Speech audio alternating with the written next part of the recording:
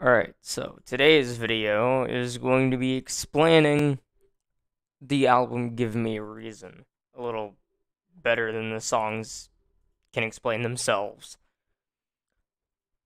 I have not quite listened to the entirety of the album, the end product, entirely. I haven't done that yet.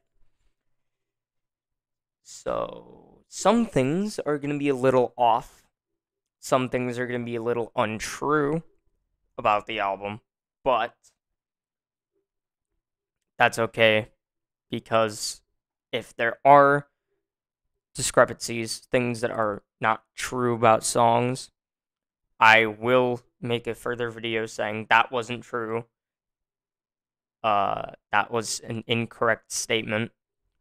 I will be making a video if that is a problem. If not, then I nailed it 100% by the writing aspect alone and by purely what I wanted it to be. So, here we go. So, song number one, Mercy Killer, was the track that was supposed to lead out of Complications and into this album, but because I personally don't like Complications, that is not 100% true. Just because I don't like that album. I like a few songs off of it. I think three. There's 12 songs. There's two that I actually like and would listen to, while there's one that I'm okay with that I don't absolutely hate. But the other ones I genuinely just don't like. Give Me a Reason is what we're talking about today, though. I'll make a future video on that one, maybe, if it is worth talking about. So anyway, Mercy Killer was supposed to lead out of that album, but ended up not. So it was just supposed to be the leading song into Meat Grinder. Which, fun fact, I did write Mercy Killer 100% by myself, while other songs were written by me, one, two, maybe even three people, other than myself. So, Meat Grinder was that case when one of my friends, that I will not name because of reasons, we'll call him Kyle. Me and Kyle wrote this song, which I basically asked, like, say the weirdest thing you can come up with. Kyle said, his name isn't actually Kyle, by the way. That's 100% true. He is not actually named Kyle. It's the most American first name I've ever heard. Kyle. Anyway, Kyle said, I shoved my dick in a meat grinder. And, so, yeah. That's how that happened. And then we have the German title. Not the first German title, by the way. I give certain songs from older albums different names that aren't English, obviously, because I don't like just sticking to one, like, one language for every song title. Like, on Random Songs I Made While Being Bored, that's Russian. The first song is actually Russian. And it stands for disturbing, disturbed, or disturb. I don't remember which. You might have to look it up. I think, I think that's the only song for a while that's actually not English. Yeah. Then we have Give Me a Reason, which has Ich habe einen Lachsgefickt. I think that's how you pronounce that. I'm terrible at German, by the way, so I think that's how you pronounce it. And it means I fucked a salmon in English. I asked my friend Ocean, which that is her Discord username. I don't think she actually has Discord anymore. I'm not going to explain why, though, but that is or was her Discord username. I'm not sure now, but she helped me write this song. So, there you go. And the next song, Bubbles, it was when I started recording the album. This was like the 5th song that was recorded, surprisingly. And it was the most serious at the time, but because of like how I had to record it, I didn't like the song because I think it's the song where I had to like say specific words louder or sing them louder, and that's what I didn't like. It could have been like a different song, but I think it's that one. I think. Might not be, but I think it is. And I don't quite like it. And then we have Toasted, which is about shoving your cock in a toaster, which was also written by me and Kyle. Kyle! Fucking Kyle, man. Says some of the weirdest shit sometimes. I don't see... Now, this is where we get to a lot of songs that were solely written by me. Kind of. I Don't See was completely written by me. And it was probably the most serious song I had recorded off the entire album for a little bit at just song number 6. Song number 7, Creativity Gone. This is where there's an absolute here. This is an actual fact. I took 4 Metallica songs and then kind of put the riffs into a thing, and then I actually wrote them out in MIDI. So before anyone's like, you stole it, I actually wrote them out in MIDI, and it was kind of weird. So some notes may be off, some may be different. That's not my fault.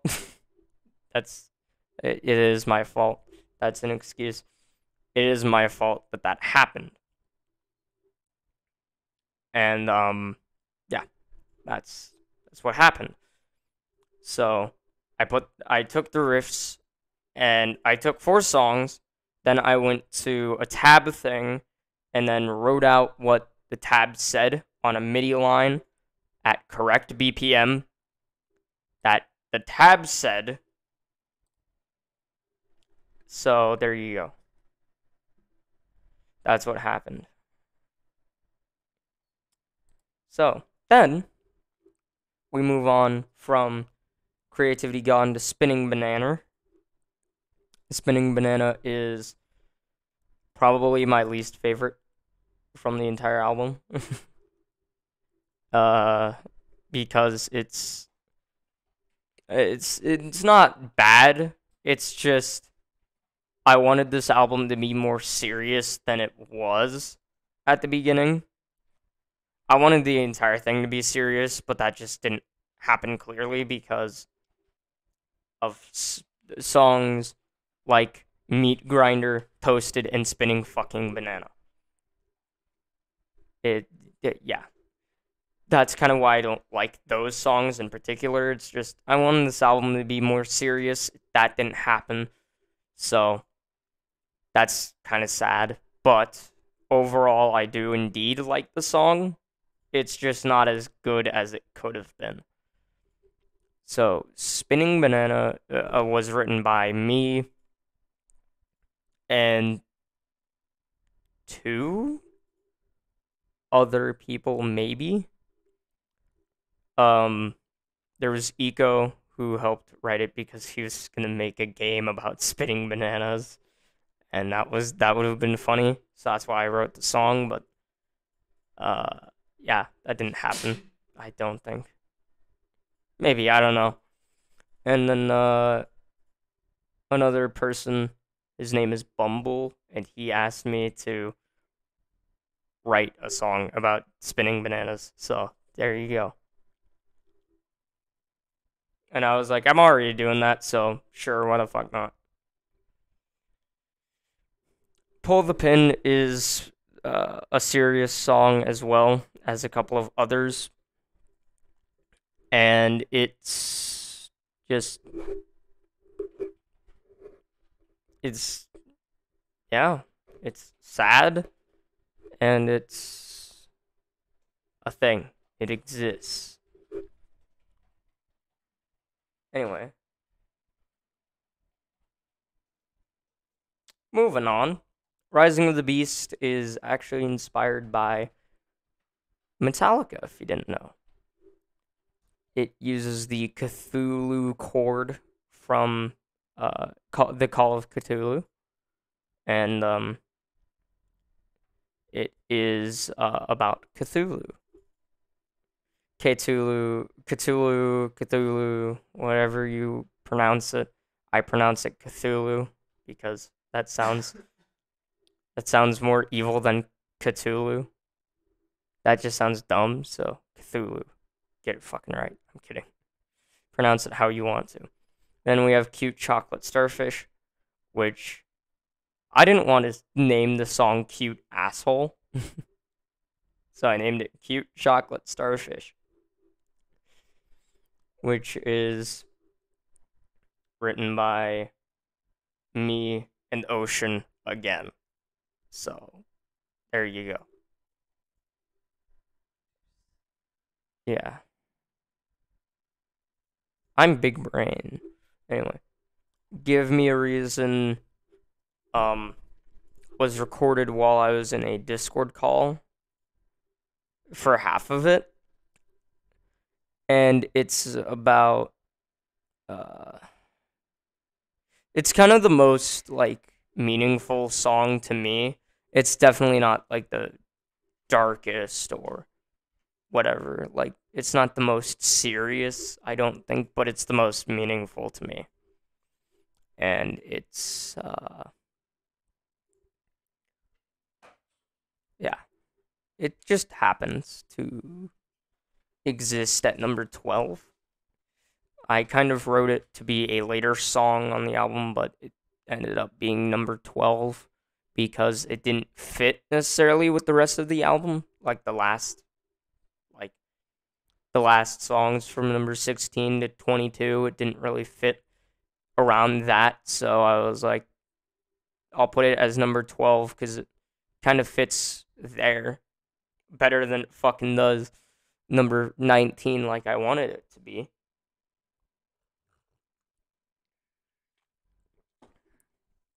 At least in my opinion. And then number 13, Yeetus Deletus 3. Yeetus Deletus 3 it's not just kinda, but it is the first song recorded for the album. Because I recorded it for the Cookie 2020 Best Songs of 2020. And I was like, yeah, I want to put it for the next album, but I don't exactly know how. So Yeetus Deletus 3 was put in that album at number 13. Kind of similar to Yeetus Deletus 1 being track number 15. And then Yeetus Deletus 2 being, I think, track number 11. Yeah, and then so Yeetus Deletus 3 is track number 13. And that's kind of funny. Now, originally, something that wasn't supposed to happen is song number 14 wasn't actually supposed to exist, technically, but it just so happened to exist. Because I felt like it needed to be there. Because I didn't like the link between Yeetus Deletus 3 and Don't Leave Me Alone. So I put a piano interlude, which is what pi stands for. Pi, piano interlude, not pi, not the mathematical number pi, and not pi without the E. It's literally piano interlude. I just shortened it to that. And I didn't want to make it P-I with both capitals. So I was like, fuck it. Piano interlude, P-I. But the I is lowercase. That is the trick. And actually, one of my friends was like, isn't P-I like the mathematical number pi? No. And I said, no, it's actually supposed to mean piano interlude. I just didn't capitalize the I. So it's very big brain because the working title was piano interlude, and I couldn't figure out like a actual title for it. So I just shortened it to PI, piano interlude.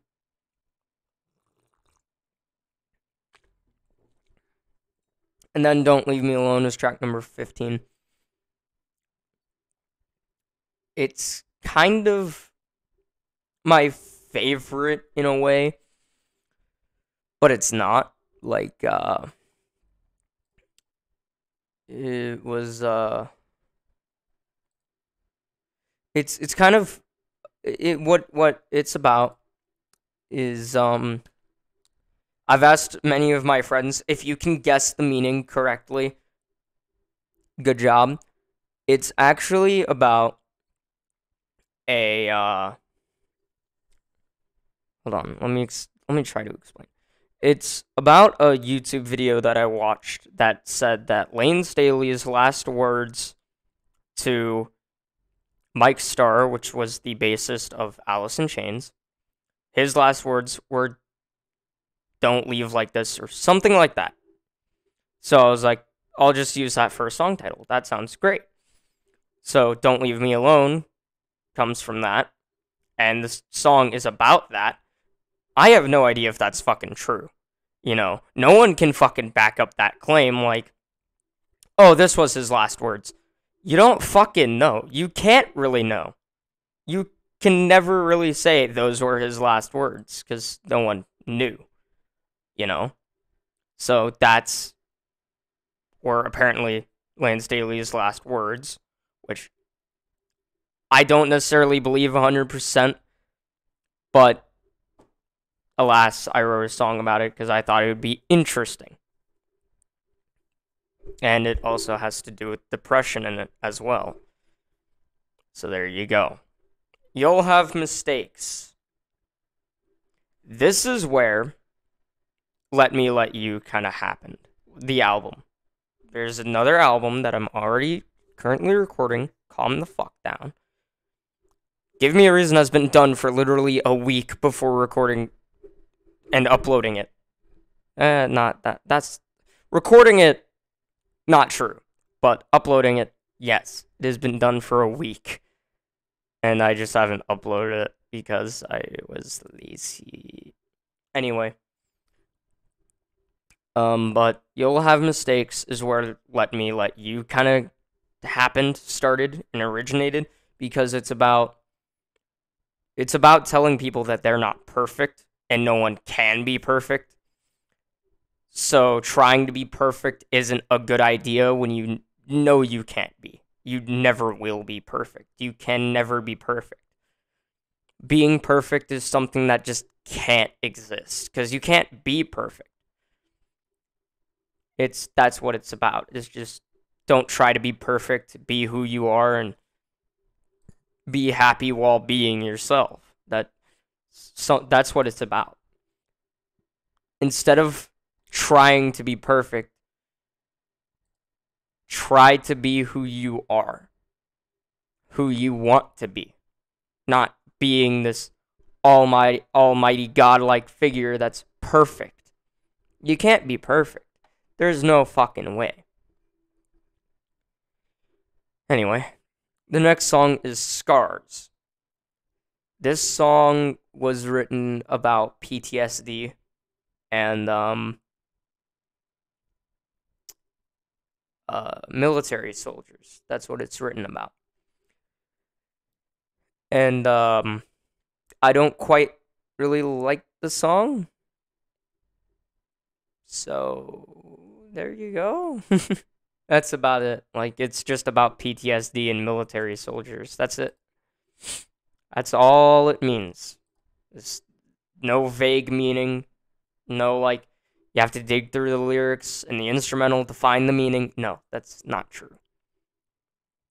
In my head is about schizophrenia and paranoia and insomnia and, like, a lot of mental problems that happen that just kind of drains you of energy and makes you feel weird and not fun, bro.